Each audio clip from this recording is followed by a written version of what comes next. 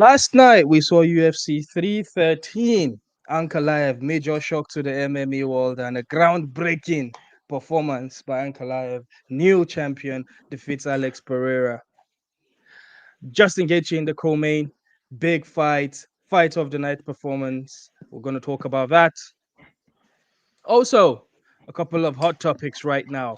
How is Dricus Du Plessis gonna fight Alex Pereira next? We are going to argue about that tonight. Also, TKO boxing, that is Dana White and the Saudis in business. This and quite a few more. Ladies and gentlemen, this is the African Fighters Podcast. My name is Jibril, and today I am with three special guests. Ladies and gentlemen, all the way from London, England, I want you to give a big shout out or big welcome to our Demola King Dems of the King Dems podcast. Ladies and gentlemen, it's Dems. How you doing, my brother? All good, all good, all good in the hood. I was surprised at what happened, but of course, I can't wait for us to delve into it. Yes, all good in the hood. You should print that on a t-shirt, my brother. Next, all the way from Borough, the northern part of England, ladies and gentlemen, it is Marco Polo of Borough. What's up, my Yeah, brother? How you doing? How your weekend? I'm good. I'm good, bro. It's always a pleasure being here. I mean, the weekend was great. Good fights, good moments, so many things to talk about. So I can't wait for us to get started. Let me pull them all back here. I forgot to add one more thing. One more feather to the hat. Ladies and gentlemen, President Israel Adesanya fan club. It's King Dev.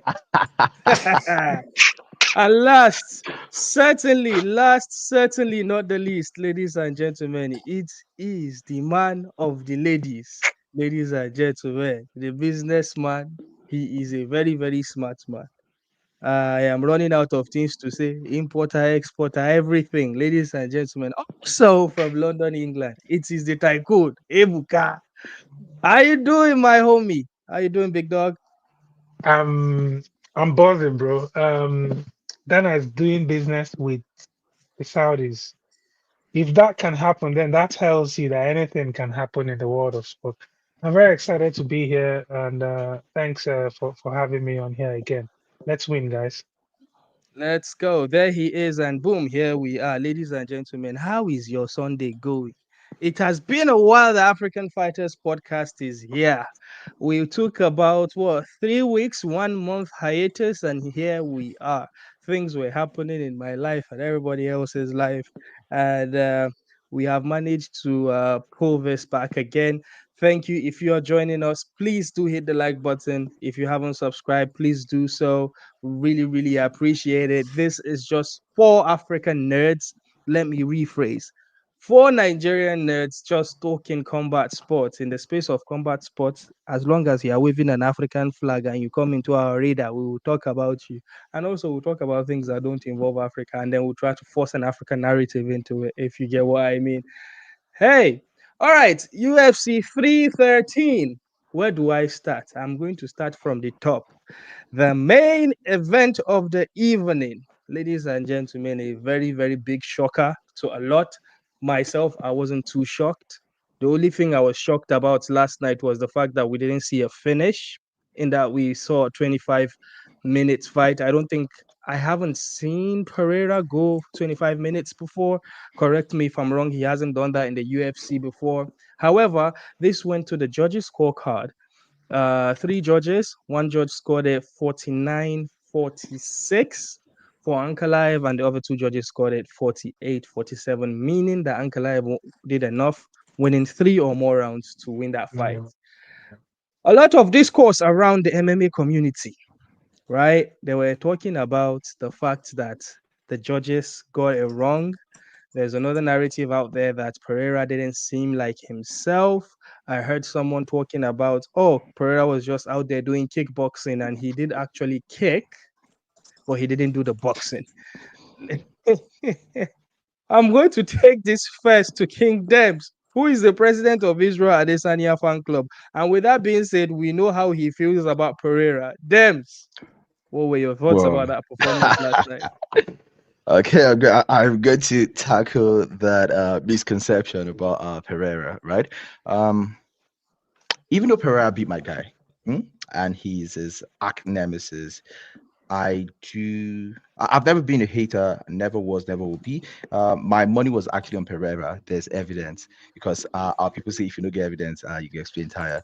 I was really, really surprised because I was backing Pereira. And of course, my money was on him. But the interesting thing is that for the very first time in how many years? I think since 2018, I completely missed out on a UFC night of fights. I have never. Hey, yeah. Whoa!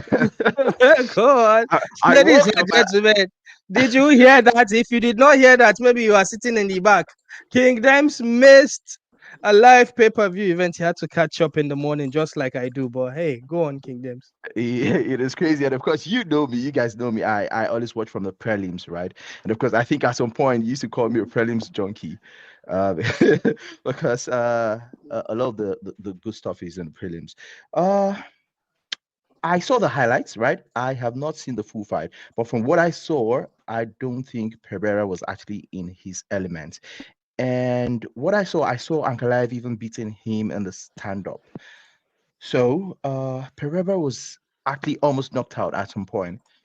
But credit to him, he's got this really quick recovery. And his left hook landed a couple of times. I did not seem to bother Ankalaev at all. So I don't know. I don't know what Ankalaev did. Credit to him. Mhm. From what I saw, he did Yeah, dominate that fight. And I'm gonna congratulations to say the new I'm champion. gonna say this. I found it a bit weird because going into that fight, we know that when Pereira was fighting in the middleweight, he was a very big middleweight, right? Mm-hmm. He came to light heavyweight, he still looked very huge. Yes, he And looked even big. I guess Ankalaev, he looked very, very big.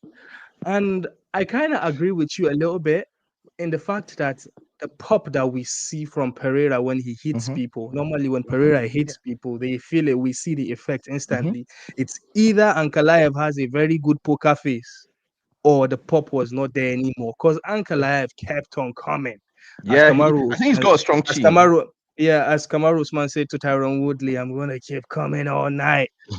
Ankalaev kept on coming and coming and coming and coming. I don't know if because he's putting Pereira on the back foot, if that had something to do with it. Pereira was successful with his leg chops that he normally always does. But Mhm. when it came to like hitting the head, we Even the saw head kicks as well. we saw Ankalaev like kind of like investing in the body shots, kicking the body of Pereira. He did a bit of like those frontal leg tips that was made famous by John Jones. But I want to pass this to Mark. Mark, what were your observations from that main event? And I want to hear your thoughts about that. Yeah, if we circle back to what you just said, I think it was more of a Dagestani thing because that's what people fail to understand. When people talk about Dagestanis, everyone just focuses on wrestling and grappling and everything. But the for me, the first thing I focus on when I think of Dagestan is first thing I focus on is their approach to fighting. They are very cautious approach to fighting. They are not reckless. They are very, very defensively sound. You get so that's that. I think that was one area that should I say Pereira couldn't walk around with. He didn't know how to place his shots because Ankalaev was sound defensively. Yes, he got the leg kicks because that's his bread and butter. It's almost impossible to check Pereira's kicks. But for his normal headshots, he couldn't find any because Ankalaev was sound. He was pressuring, but he was pressuring cautiously. That was the issue Jiri had when they fought. Jiri was putting so much pressure on Pereira, but he was throwing all his cards in like he was not being cautious. That's how he got knocked out. But for Ankalaev, he was doing it, but he was extra cautious at the same time. So Pereira had nothing. There was no response. It wasn't. I don't think Pereira was particularly scared of the. People always make this reference to wrestlers that when you fight a wrestler as a striker, you would be a bit laid back with your striking because normally basically you'd be scared of going all Take out down. and being taken down. But Yeah. that was not the case here because Ankalaev did not even score any takedown at all. The problem here was the Mhm. striking. Pereira just couldn't handle the striking because Ankalaev, I think he's more of a striker than a wrestler, if we're being sincere. He's Yeah, not. yeah, that's kind of like uncharacteristic of a Dagestani fighter. Everybody thinking about those fighters that come from that Eastern European region. we think Obviously. about them solemnly as chain wrestling bears, Yeah. and like Ankalaev showed that he is more than capable to stand and bang. He He has was the always been doing it. kickboxing If you champion check his and one previous of the most fights, dangerous champions we've seen. But I'm going to throw it back to you, Mark. We know that mm, Ankalaev has been a striker for all this while coming up. We've seen him have finishes from striking, even though we know that because he's Dagestani, wrestling wouldn't be a problem. And we know that we saw in this fight, he kept on shooting for those takedowns. He would get clinch at the fence, kind of like keeping it busy a little bit. There was a point that the ref had to separate them. I think that took a lot from Pereira. However, how did we get it? First of all, do you actually agree that he's the best striker coming out of Dagestan at all that we've ever seen? who Ankalev? Yeah, Ankalaev, yeah. No, no, no. I would I agree. don't, I I don't will think say so. that is Islam.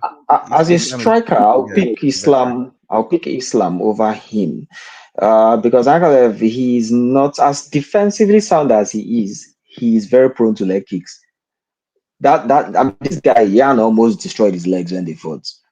So Mhm. when it comes to defending against punches, yeah, he's good defensive striker. He's a very, I would say, attack wise, I would pick him and Imavo because people always forget Imavo is Dagestani as well because he trains in France. Everybody just assume he's in French. So it's between him and Imavo. I would pick Imavo over him. Yeah. Um. Thanks for that. However, I haven't given Ebuka a time to shine. I know we've taken all the juices from this main event, but Ebuka, any Yeah, Ebuka observations is you more made last interested in night? Uncle Turkey. yeah. I mean, you guys. Well, you decided to start from the main event, and it's good sometimes to actually do that. Magomed, another factor I think a lot of you guys haven't really noted here is that Pereira is 37 and Ankalaev is 32 years old. This sport, like I've said over and over again, this sport it doesn't take prisoners. Sometimes, your body isn't just up for it. And we could see yesterday that there was something about Pereira that just wasn't really up for it. That fight was just made for Magomed to go on and win. I didn't see any. He couldn't even strike. I can count how many times he was able to get off his. And don't forget, he almost got finished in the was it the third round or second round? He almost The got second finished. round, So towards the end of Yeah, the second I round, was yeah, he really yeah, was. surprised. I was like, you know, what? So yeah, it's just what it is, man. And I So, don't understand the but for Magomed. Pereira, Mm, sorry, I think Pereira's problem was apart from the striking. I think the grappling took a lot from him because if you notice all his previous fights, they were well placed for him. I wouldn't say they were cherry picked in a way, but they were very mm, favorable matchups, including yeah, Easy. All his fights, when you line them up, most of them were just strikers. Some of them had a yeah. little grappling or wrestling in them, but mainly strikers. So everyone knew that that this fight was going to be a make or break for him, especially fighting a balance striker wrestler, and it was obvious. So I think what it was the grappling that exhausted him to me personally. Against the fence, trying to get up. I mean, just like look at this bantamweight guy when you try fighting him. He might not take you down. What's his name, Merab? But he will just grapple you on the cage, Oh, and you would get exhausted. I think that was what mm. happened here. Yeah, big shout out to Courageous Empire in the live chat. Courageous says Ankalaev has always been the uncrowned champ. We know that when we get into the nitty gritty of it, Demola likes talking about business, and sometimes I kind of like agree when it comes to business. What is best for business for UFC is having Pereira as champion and not Ankalaev. Hence why they've been trying to avoid to get Ankalaev to fight for the title. The one time he fought for the title, he won the fight, but they said, "Nah, It was a we're draw. not giving it to you." No, And but to be apart honest, from that, I he's was not an waiting. I was exciting waiting. man. Yeah, I was waiting for a little bit of controversy in where the judges would like kind of like give it to Pereira, but they clearly didn't do that. I thought that might happen, but to be honest, the UFC has lost in this, and I'll talk about I'll talk about Dana a little bit because we'll talk about the star problem that the UFC has. We'll talk about that in later on the show, and we'll talk about all these narratives. But big shout out Courageous Empire. Thank you for clocking in. I know you are a giant fan of Ankalaev. You have been here. You have been on his bandwagon for years. He's currently 13 on a 13 fight winning streak or Yeah. undefeated streak, and it's just a matter of time before he gets up there. Look at that. The people occupying the top of those undefeated streaks are Dagestanis, which is another issue that we'll talk about again. All right, let's still Yeah. stay on UFC 313. The co-main event. My favorite fighter to watch of all time, Justin Gaethje, was fighting, and I had to see that one. Justin Gaethje, if not for Charles Oliveira, he probably would have the most performance bonuses because that guy does not have a dull moment. You understand? If you do a video package when we were kids, the one of the things that most excited us the most is best of Ronaldinho video package, best of Zidane.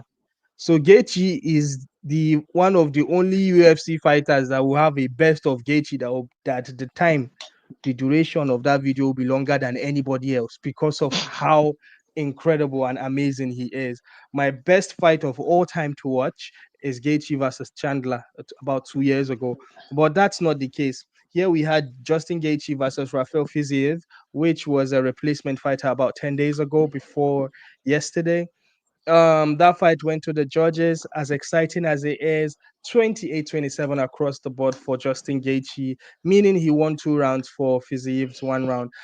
Going into the last round, I think everybody and their mothers had it 1 round apiece going into the third round, and the third round was decider.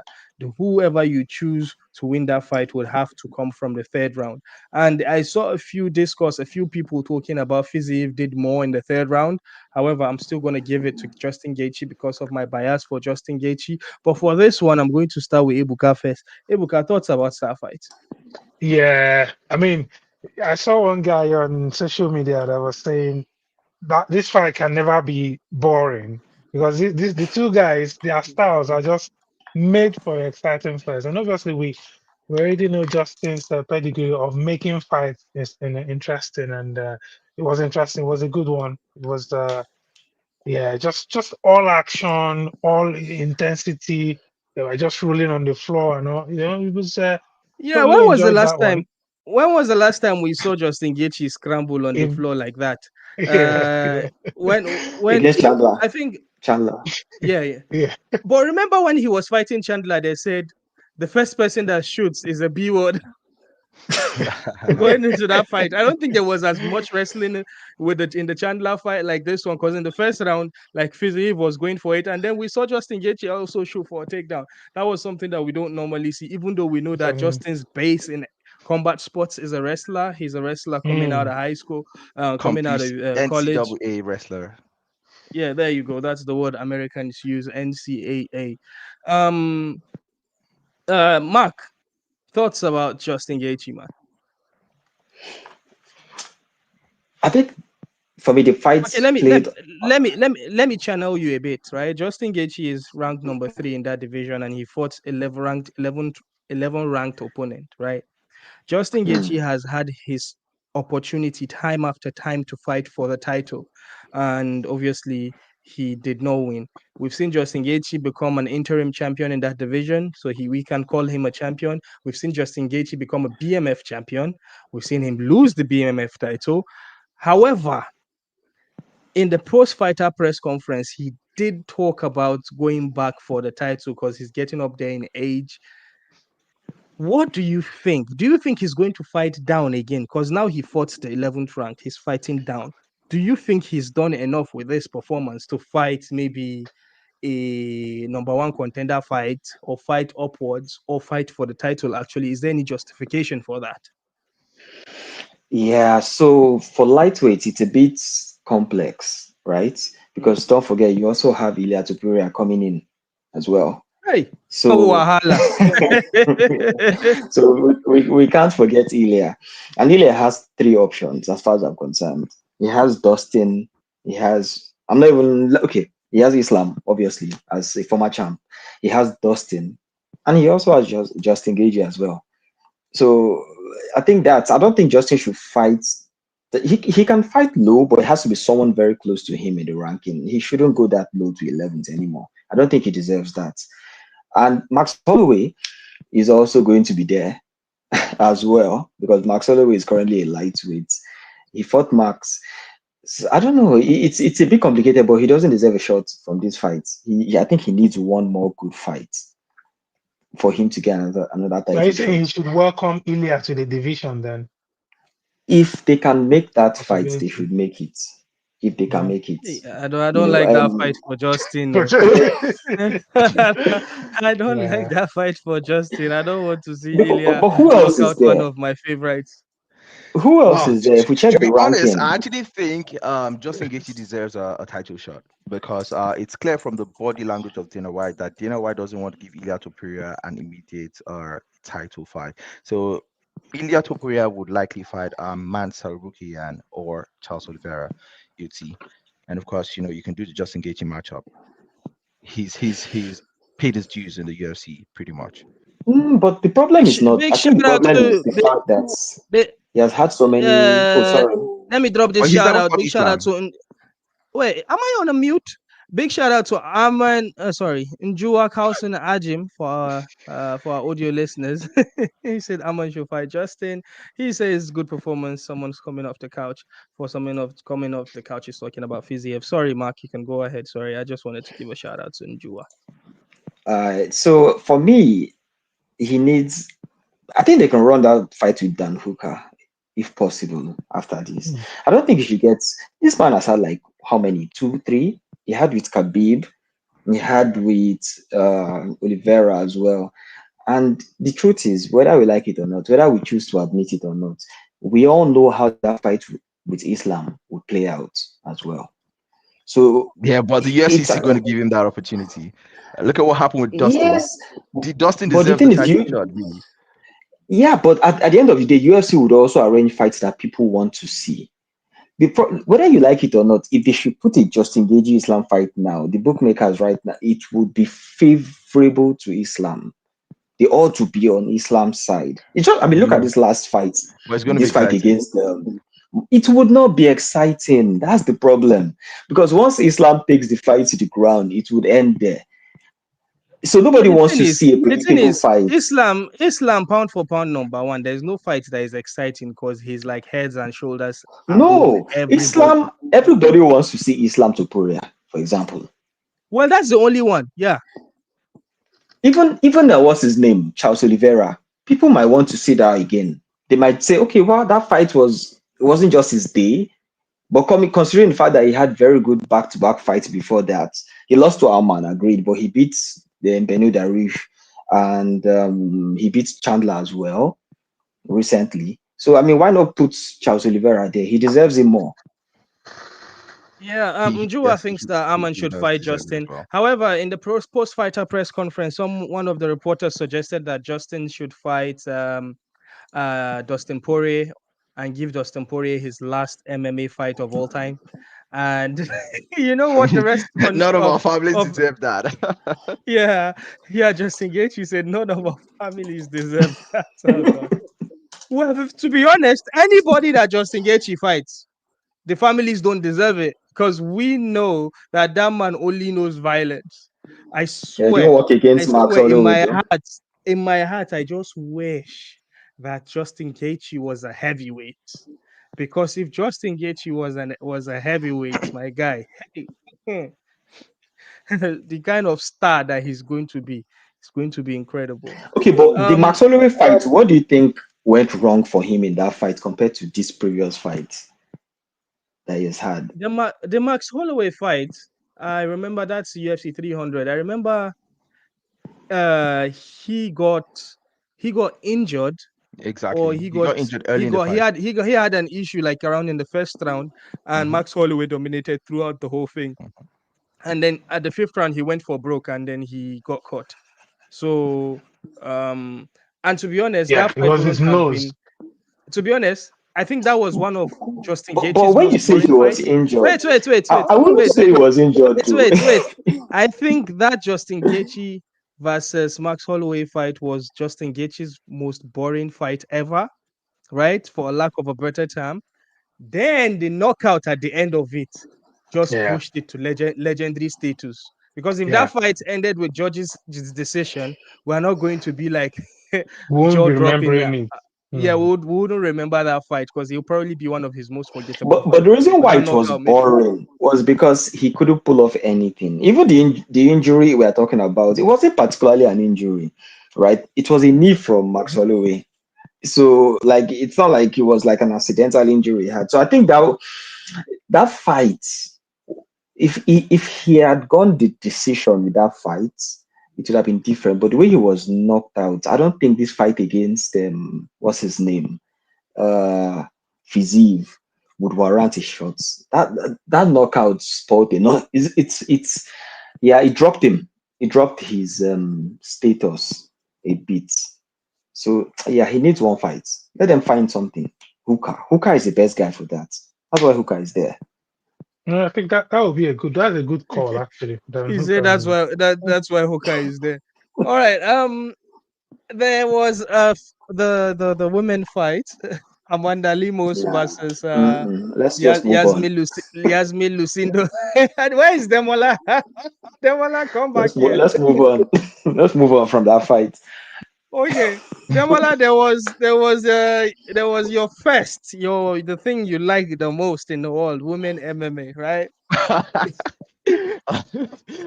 Do was you it What am want to I see boring, it? saying? Max? I was Because I like, didn't oh Do see it you wow, want boring. if you I want to am see the supporter of women's MMA and you are the antagonist. Yeah, I am what the protagonist, if you are you the want to see antagonist. something sad? Have you seen anything sad? Let me do this like a medicine commercial. Have you seen anything sad recently?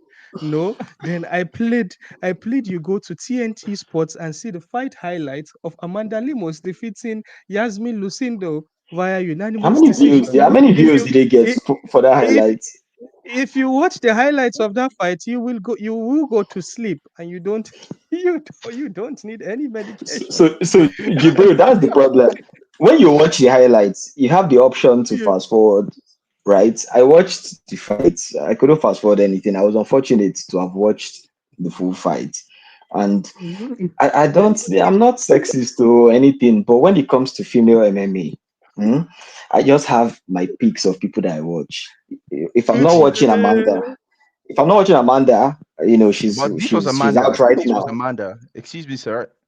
Amanda Lemos. No, no, which no, I'm talking the lioness himself, herself So rather. what am I She's again? You have retired. to differentiate. If I'm not watching Amanda Nunes or I'm not watching Whaley or Shevchenko or even yeah. what's her name? What's now this woman that is in here, this wrestler right now? I like her. This what's her name again? Oh, Kayla This Harrison. big shot wrestler, Kayla, right? Kayla Yeah, Har- Kayla is there. Yeah, I wouldn't mind Kayla if I'm not actually, watching these people. actually, the best woman fight I've seen over like the past couple of years or past year or two was the one in Bellator, the one Oh between no, let's leave this British girl. What's her name? Just forget no about no that one. The UFC need to sign her. no, I'm talking about the former UFC fighter, that Brazilian woman that kicks everybody's ass in Bellator. Amanda Nunes. Eh, no. Cyborg. Eh, Chris Cyborg, Cyborg. Yeah, yeah. Chris Uh, Cyborg versus Demola. You know the fight I'm talking about, the one that they did Bellator Larissa versus Pacheco. PFL. Larissa Yeah, Pacheco. yeah, Oh, yeah, yeah. Pacheco, Larissa Pacheco. Yeah, Pacheco versus Cyborg. That Yeah, that was was a that good was an fight. incredible That was a good fight. fight. Yeah. That if was the there's any best female female fight I've seen in a MMA while. fighter that I would watch, I would spend my money to watch right now. It is Disheva. You guys should check her out. She's in Bellator. That's the best female fighter right now on the planet. She's British. So, but for all these other people like Tog Rose, these two, Amanda Lemo, I don't watch them. They are not exciting. I think they have a deal, right? There's this deal with UFC contract where you must put a female fight in the main card. I heard about that, so I'm not surprised that we had that fight there. So, just for clarity, ladies and gentlemen, if you are watching, I'm a big fan of women MMA. I'm the That's a biggest fan lie. of women That's the MMA biggest lie told. on this podcast. Everything. The only female fighter he likes is Zhang Wei Li, and that's because she's his Chinese sister. Big shout out, No, John Whaley. She's one of the best in the UFC. I'm talking generally, male, female. Yeah, She's like yeah. so. Njua gets me, man. Njua gets me, man. Big Jang Wei, man. She is a beast. All right, let's talk about how about that Sub-Zero Nob Cybot ZZ Back Z type of spinning wheel kick knockouts Ruffy. that we saw, King Green. right? If you have played Mortal Kombat before on Sega, you will know that ZZ Back Z is that move, that spinning wheel kick that we You saw only just showed Ruffy. us that you're actually old right now. You're Sega old. No Mega Drive, don't problem. worry. No problem. No problem. I'm an old man. I've got 2 babies to prove. Um, Mauricio Ruffy from the Fighting Nerds, spinning back kick. Omo, he slept King Green. I have never seen Green That was fight sad to see. looking scared like that before. Oh no, I have. The fight against what's his name, Paddy, he was looking Paddy scared from Pimblett, the yeah. beginning. From the get-go. Bless you. He was scared already. That guy just shows up and just take money and then goes and talk about. There's this weird thing he always says where he calls one of his coaches or his manager his daddy or his father, right? So, but how about that performance from the Fighting Nerds, Ruffy? Surely, please, guys, can someone explain to me what is the hype about these guys Fighting Nerds? I've never seen them trended like they did recently. What is Oh it? no, those They are very guys, good. They're they extremely got the good. best of the best. I think they're all probably all Brazilians, if I'm not mistaken. I Most think they Where's train Brazilians. out of this gym Brazil, in the so US or where's the gym The at? Brazilian gym. I they're think Brazilians. some They of train them out are of in the Brazil. US. Yes, like this guy's in the US. What's his name? This middleweight guy. Um, the middleweight guy among them. What's his name? Calio Anyway, yeah, Boalio. yeah. Boalio is in the US. Uh, I don't know about the rest. But what's his name? Prates. I don't know where he's based. Carlos But those Prates. guys are just. I'm sorry, practice. I messed his name up. Those guys are awesome, and they are mostly strikers. Just Muay Thai guys. They don't care much about wrestling. I think they also have jiu-jitsu, but they're Bruh. just there for the knockout. After Knockouts. that knockout, there's this thing that kids talk about nowadays called aura The aura 100. points. Bro, Aura points went up. that guy did a spinning back kick right before that. He landed a straight right that we saw Green just looking like a caged animal, right? But Honestly, Green. I feared for his life, man. I feared No, for so him Yeah, but the he because problem, you know, was the problem with Green. he was scared. Green, After Green is after not there that to knock fight young guys. after that If you set knockout, guys, Green, oh sorry. Mm, after that knockout, you know, I swear I just wish. Have you guys seen that Eric Cantona celebration in football before? Where Eric Cantona scored from the outside the 18 yard and then he did this yeah, and then the and he camera just he went looked stood up. up. around him Yeah. like that. Ehen. I swear that was perfect for that moment. It reminded me of Eric Cantona when he had that spinning knockout. Like he didn't need to follow up with a ground and pound. He just let him go, just let him sleep like that. Ebuka, you wanted to say something? Yeah, I wanted to say honestly, I feared for Bobby Green's life there. It was it's one of those moments that tells you that this sport is not a joke because he was absolutely off, and the way he hit the rail and then fell with his neck just twisted. It was yeah, it was something to not you don't wish that on anybody. So guys, I'm gonna Ladies say and do not try gentlemen, this at home. ladies and gentlemen, 5 bottles of Hennessy coming for Temba, Temba. The answer He said 5 bottles of NSC VSOP. Temba. He said one for the DJ, one for the hype man. He said one for the staff, two for in table. His skin no food, no poo body. Nobody. Ladies and gentlemen, join in the live chat. It is Temba, UFC middleweight fighter, welterweight fighter. The answer Gorimbo. He is from Zimbabwe. As you know, I don't really have to say too much. Diamond in the rough. So big shout out Temba. Temba says, "Hello boys, welcome back. Why you disappeared for so long time? For such a long time.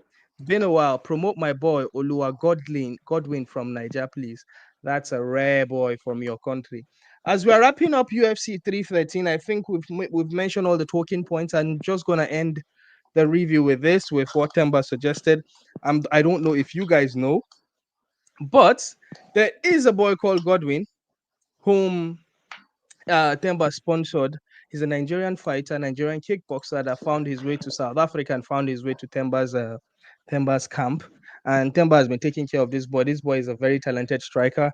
He has not seen any um any loss. He's been dominant all through his amateurs and just made his pro debut recently, all the way in Thailand. Big shout out to Temba doing the Lord's work.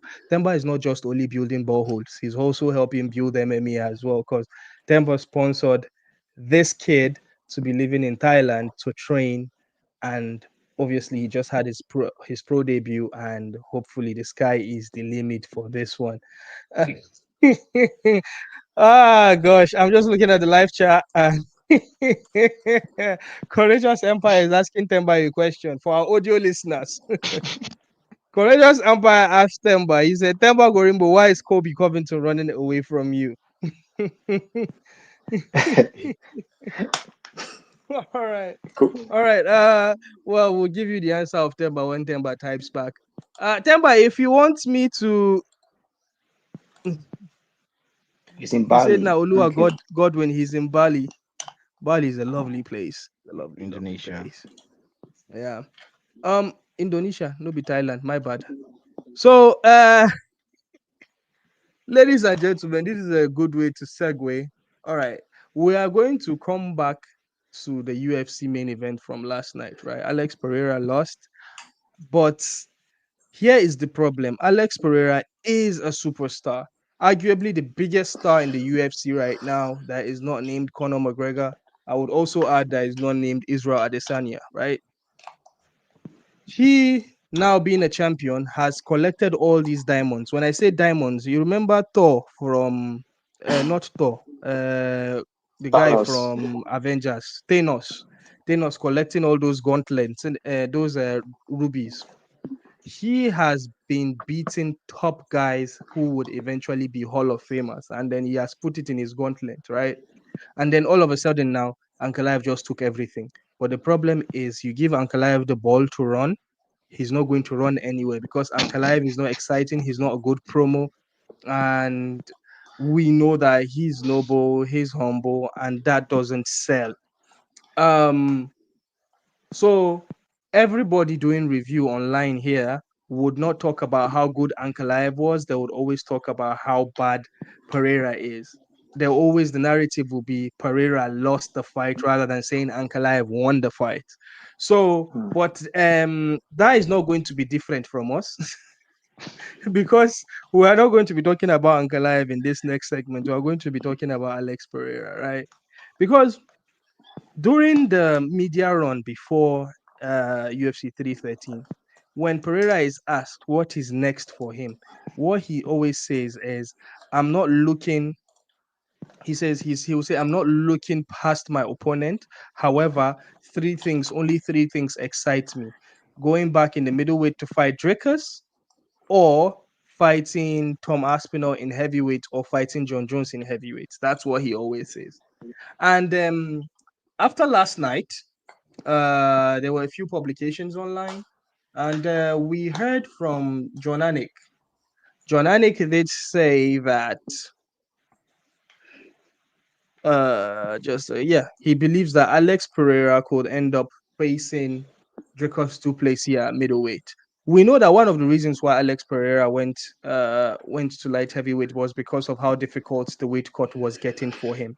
Is this something that he'll be willing to do to lose all that way? When you look at that man, you can see that there's no more, it's just muscle. Yeah.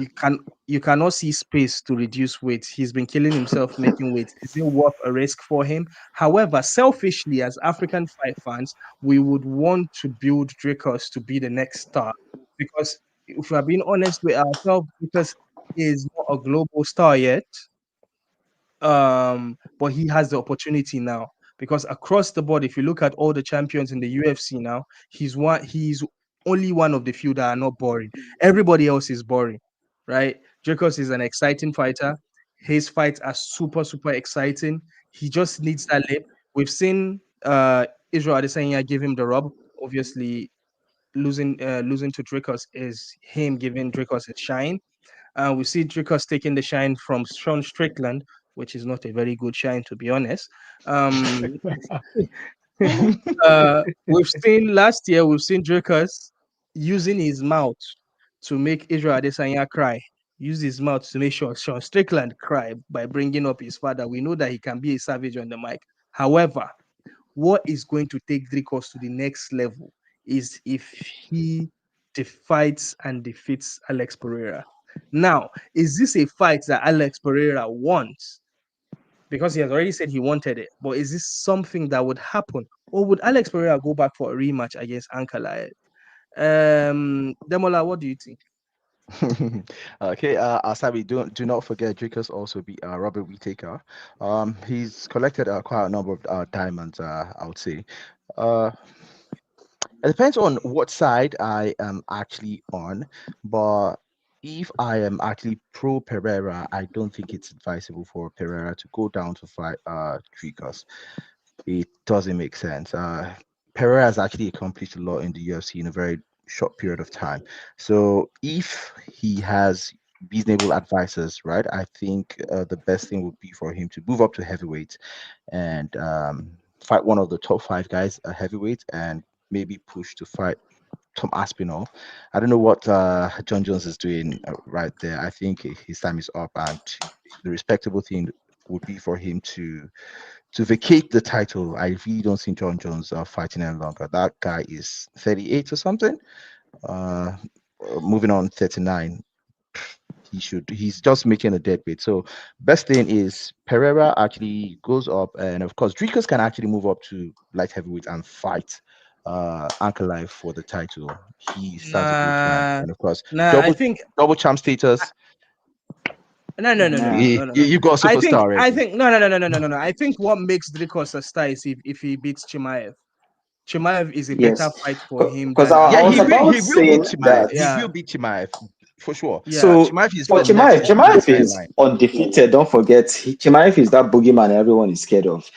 As good as Pereira is, we've seen Pereira's Pereira been knocked out devastating. So I think if he can beat what's his name, Chimaev. In fact, what are we even saying? That guy has a list of people to fight in middleweight. He has Chimaev, he has Imavov, he has Kawabarawi as well. Right, so he doesn't need to. Nah, I don't think so. I think his time is done. No offense to the Easy fans. I'm a big Easy fan too, but now if he can go through these guys, because Dana is no longer in support of this whole double champ thing. Dana doesn't like it. Not necessarily. He just wants you to be active. If you're active, he doesn't like it. You can go for it. You know why he doesn't like it? Because it actually holds up divisions. That's the problem. As double champ. Because imagine you are a double champ, you would have to go back to your weight class. You need time sometimes to also step up to that weight class. If you feel like you are holding, I mean, with what Jon Jones is doing right now, Dana would not even be in support of anybody holding a belt ransom. Fighting your division, that's just it.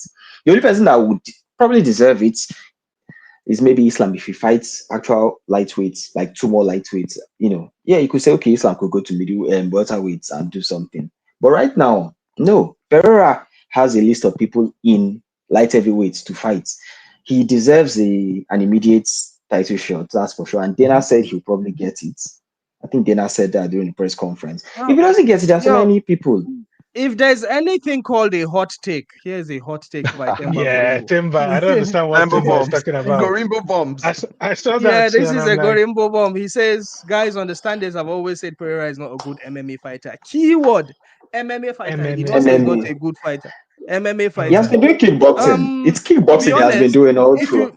If you look at this is the first time we've seen Alex Pereira fight someone of high level that could actually wrestle, right? He's been having very good matchups. The UFC were giving him good matchups, just like Sean O'Malley, until he got to the title. Yeah, and Easy is one of the reasons why he even got the title they shot, did even that. though he wasn't. Yeah.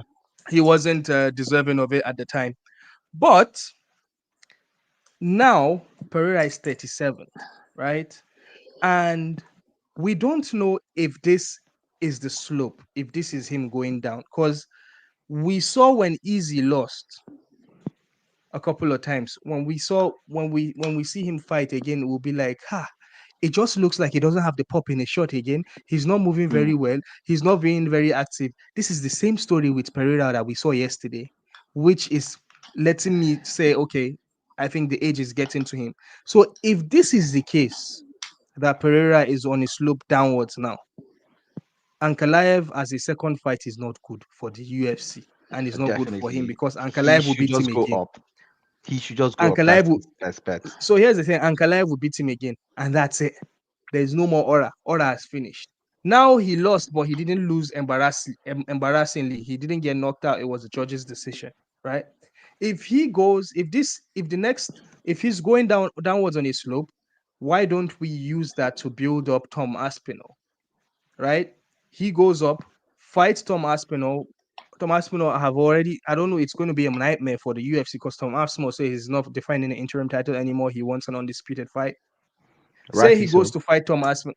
Yeah. Let's say he fights Tom Aspinall. If he beats Tom Aspinall, then oh shit, that's gonna graduate to a big fight for the UFC against John Jones. If he loses to Tom Aspinall, then he has given Tom Aspinall the rub. But fighting Ankalaev right now without us knowing if this is the downward slope for Pereira, I don't think it's a good idea. However, fighting Dricus might be good for the UFC as well, because if he wins the title, it's good for him. I'm talking about Pereira. And if Dricus wins, then Dricus gets a bit more But and gets the rub from but him. Jibril, in the heavyweights, we saw like Volkov, Sirogan, that's actually fighting for that title shot right now. So, do you think Pereira deserves to just push these guys, down the line and just go for a You title know, shot with you know, you Aspinall? know, this is going to be linked to a topic we're going to talk about next, which is there is no more stars in the UFC, right? The UFC have a problem with making stars right now, right? But before we do, let me go back into the live chat. Temba Gorimbo says they're no longer like double division. Can you imagine if they told Ilya to move up if he wants to get a title shot at lightweight? That tells you they don't want that. Yeah, Yeah, I exactly. think Pereira True. won't lose to anyone, but won't beat Ankalaev. That was Ankalaev fasting. Can Can you imagine if Ankalaev That's was hilarious, eating? bro. Oh God.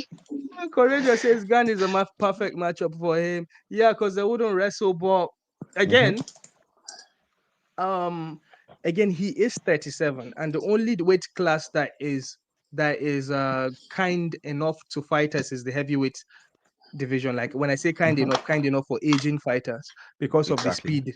the speed there, they can fight till they are 40 over there. So maybe just about that.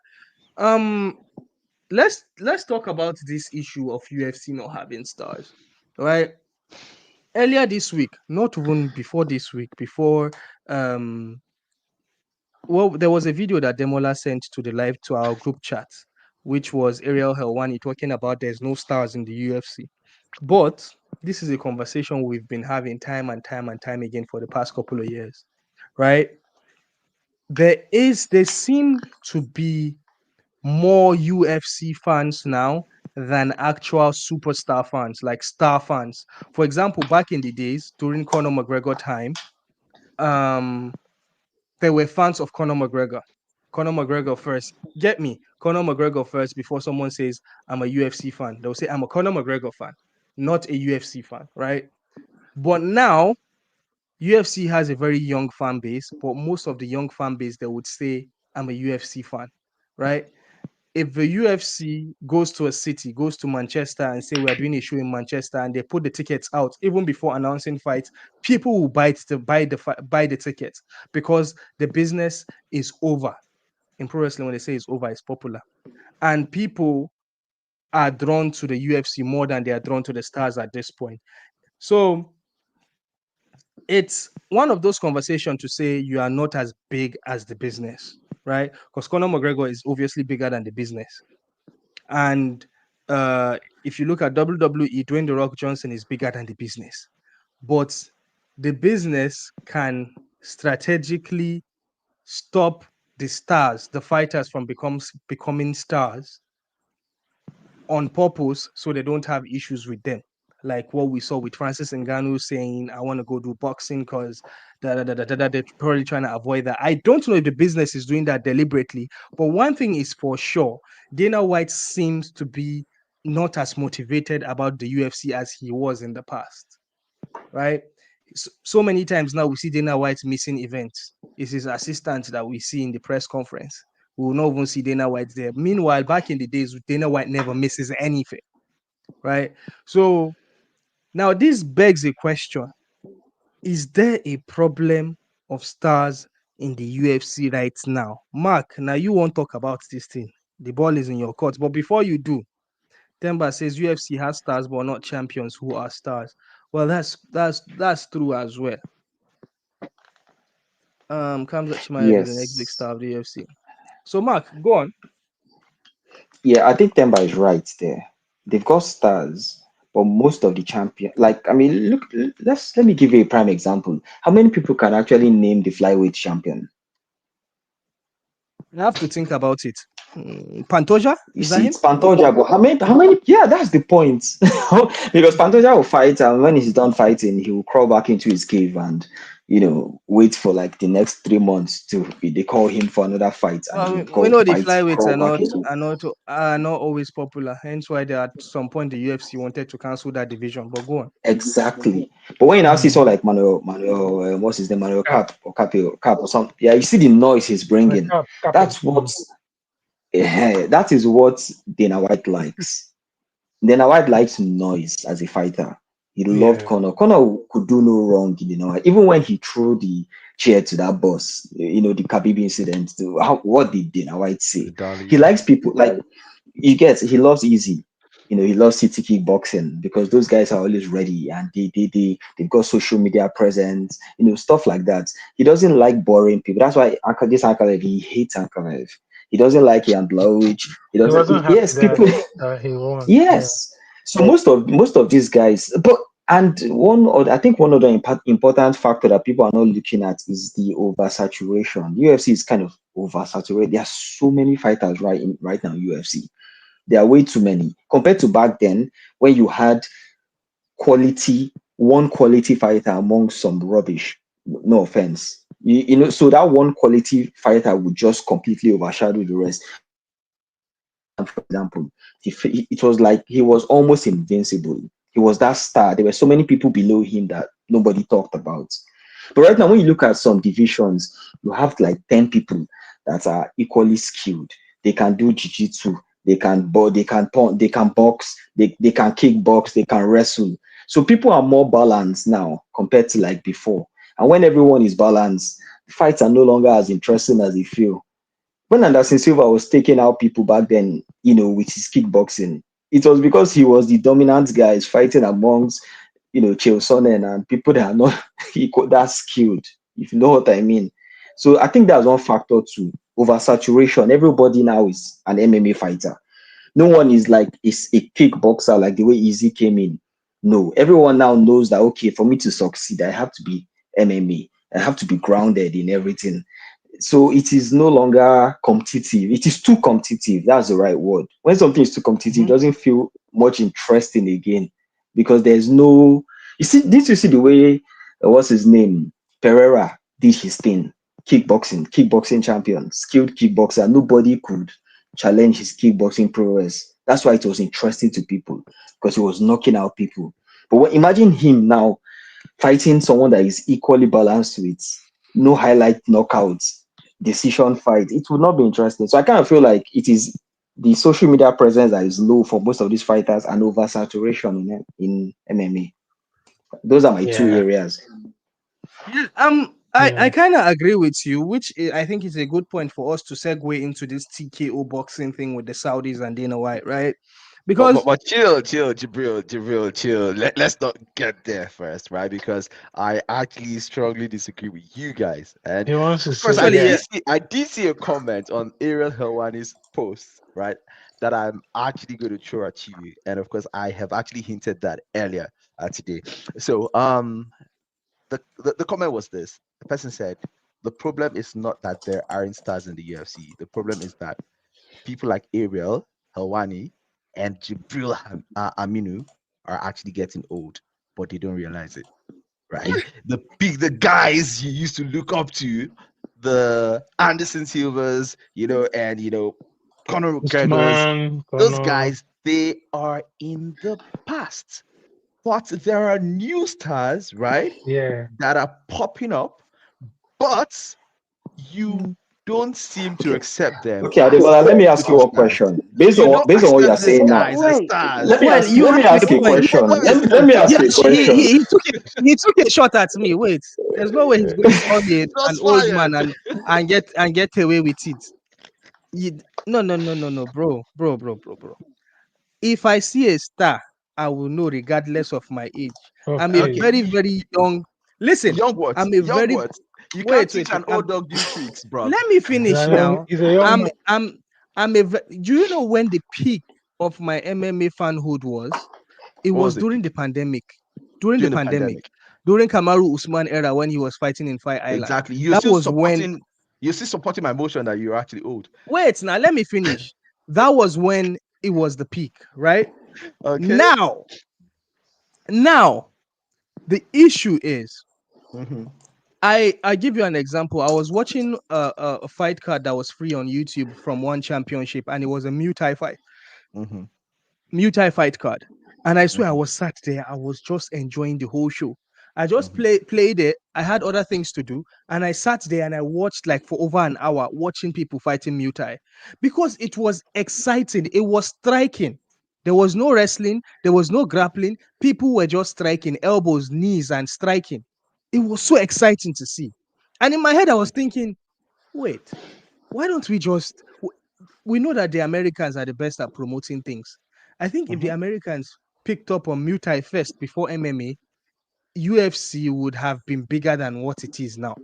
Because the fight now in MMA, people have realized that the most effective way to win a fight is by It's wrestling, wrestling. grappling, and taking down. And that is not exciting to the casuals.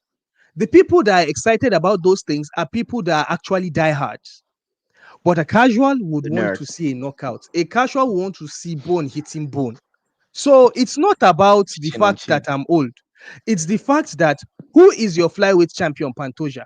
Who is your? We have Merab as a champion. We have Ankalaev as a champion. We have Islam as a champion. You know where I'm going with this. The flashy knockout, the flashy style, and also a fighter that will grab the microphone and say things like, Yeah. who is that guy? You No. understand? People that have larger than life characters, not people that will come and just, Personalities. not people that will come in the octagon and have a translator next to them. Do you Mm. do you understand what I Okay. mean? Okay. It's not about age. It's about the reality, and the fact is, you cannot. I'm not throwing shade at Eastern Europeans, but the Eastern Europeans, they are very good fighters. That their base is grappling, and they've taken over the sports, and their style is not appealing to casual fans, and the casual fans are what make a promotion popular. So when you say, are they making stars? Of course, they are not making stars because Sean O'Malley was a star until he met Merab. Yeah. They did a whole event in the sphere and they put Sean O'Malley there. Do you think they So are were you saying happy that Sean Merab O'Malley is beat no him? longer a star because he's no longer a champion? No. I'm telling you, any star they build up, eventually he'll meet a wrestler from Dagestan.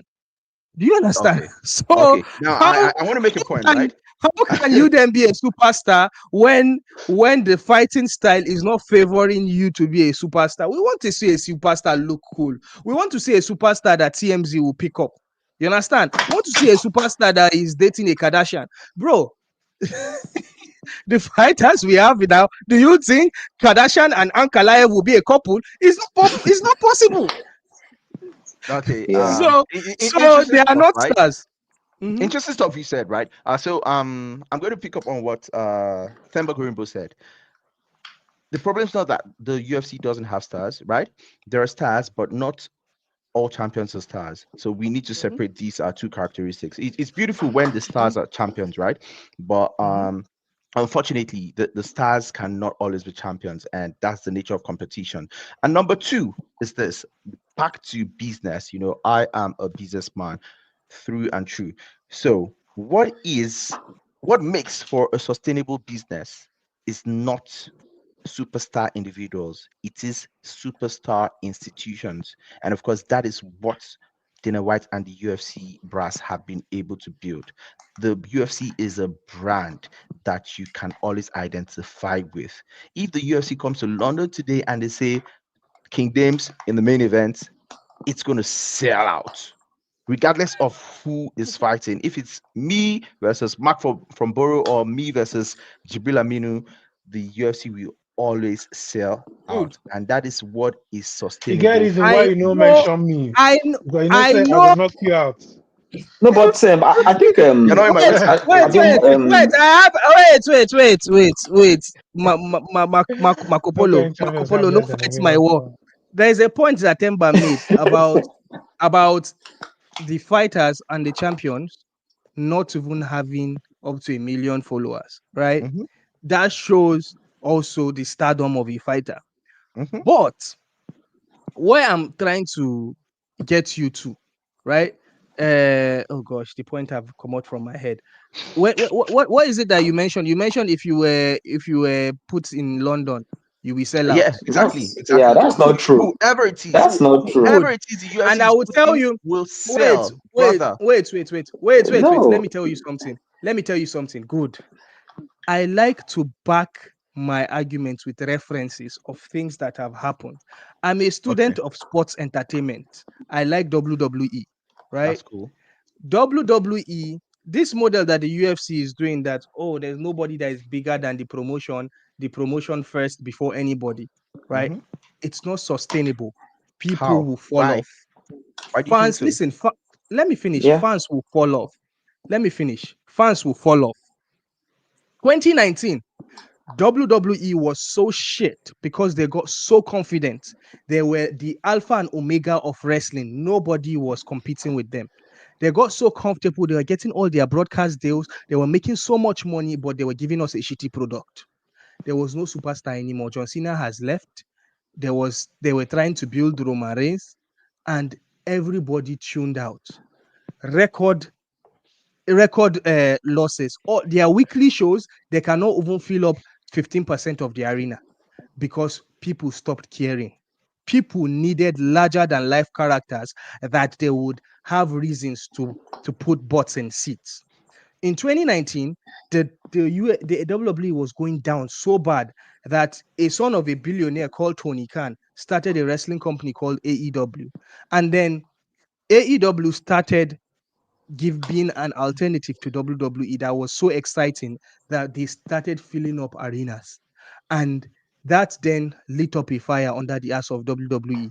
And then that was when Vince McMahon was left, Triple H came in, and they started actually treating the business, taking it serious, actually putting fans into consideration now of building stars and actually making people want to come see these stars, right?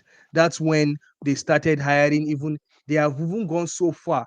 I'm sure you saw last weekend in your social media, you saw Travis Scott and John Cena and The Rock beating up somebody called Cody Rhodes. Did you not see it? All of you are not WWE fans, but you saw it because WWE have realized we have to look cool again. We need to bring stars in here. That's why they are bringing Travis Scott. That has nothing to do with wrestling, just to put him out there so they can bring people to come. If the UFC continue doing this thing they are doing now, it's not sustainable. In the next 2-3 years, nobody's gonna care again. And that is what I'm even scared about for Dana White jumping into boxing. Because if we keep on allowing wrestling and grappling to be the alpha and omega of all that, the thing that dictates winner and champions, if we don't bring the exciting parts of MMA back, if we don't bring the brash talking fighters back that can actually knock your ass out rather than lay on top of you and pray on top of you until the judges say it's enough.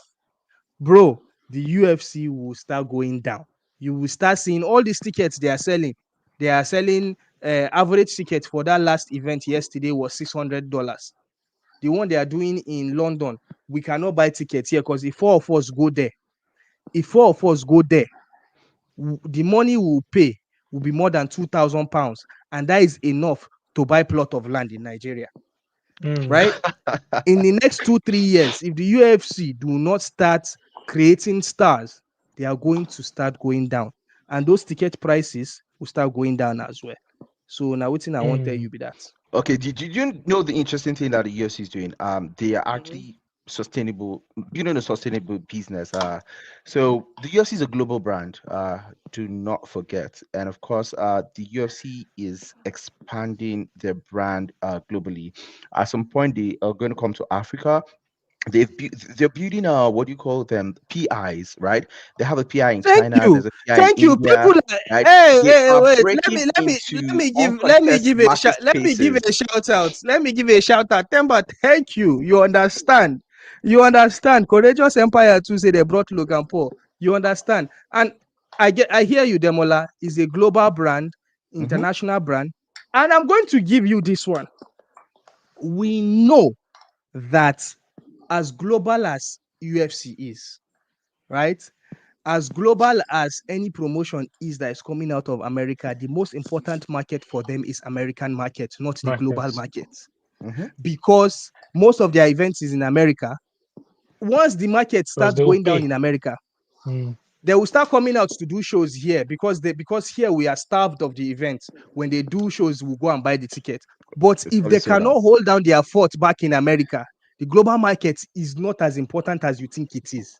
The American market is the most important. Because Americans are the ones with the disposable income to pay. Americans and Europeans, so that's why they're going to this. That's why they're having trouble going to Africa because people will not come buy the tickets. Yeah, we have passed the 1 hour mark, and I'm going to end with this. Still a wrestling reference. AEW, which is the counter organization for WWE, since WWE sit up and start taking it serious, AEW has been going down. WWE has been trending upwards. Now AEW can barely put 2,000 people in an arena every week. WWE put 15,000 every week, twice, for Monday Night Raw and Friday Night SmackDown, right? But AEW that cannot put 2,000 people every week, if they came to London and sold out the Wembley Stadium, they are trying to go global. But the thing is, because they don't come out as much here, you mentioned something about saturating a market. Because the market is not saturated globally, when they come here, demand is high. Exactly. How long can they do that? They cannot sustain doing that because they are an American business. So the global market you are mentioning, PI in India, PI in China, bro. When last did they do events in China? UFC cannot do events in China. They had to go to Macau. Macau is an island close to Hong Kong. They couldn't go to mainland China. You understand? So UFC, they have to sit up. This star issue is a problem, and the fact that Dana White is getting distracted with boxing is also a problem. I beg, guys, no vex. Don't get annoyed. I'm sorry. I was rambling throughout, and Demola just started. So what is going to happen now? We've passed the 1 hour mark, and I don't want this podcast to go longer than this. We have one more topic to talk about. We'll talk about that next week. I'm sure we would know more, which is the TKO boxing part aspect of Dana White being involved with the Saudis and Nick Khan from TKO from WWE. So what is going to happen now? I beg, make we do our outro. Demola, you've got anything to say before we go? Whoa. I'm excited for what's happening in the boxing world. I've always been an advocate for sanity and organization in boxing, so I'm looking forward to what's going to happen with the Dana White influence in boxing. You mentioned Dana White is getting distracted, but do not forget the UFC is a proper structure, and of course there are guys who can hold the fort in the UFC. I'm not afraid. The UFC is going to continue to do great stuff. From me, that's it. And of course, shout out to our listeners, the guys watching us. Thank you very much for being with us. Love and respect. To spare like 15 to 20 minutes next week to talk about it. Yes, there's Kobe is talking. Is it talking? Yes. Yes, there's something that happened in, I think is in the UFC PI. We'll talk about that next next week. Kobe, Kobe. Ebuka, Ebuka, you got anything? That is the easiest pathway to the rankings for Themba. Yeah, thanks everyone that watched us today. I hope you enjoyed the show. I wish everyone a wonderful week. And yeah, see you next week. See you next time. All right, everybody. Big shout out Themba, Courageous, everybody that was in the chat. We really do appreciate it. Ladies and Shout out to gentlemen, peace Themba. and love. Jibril from the African Fighters. Hit like and subscribe. Thank you. Like.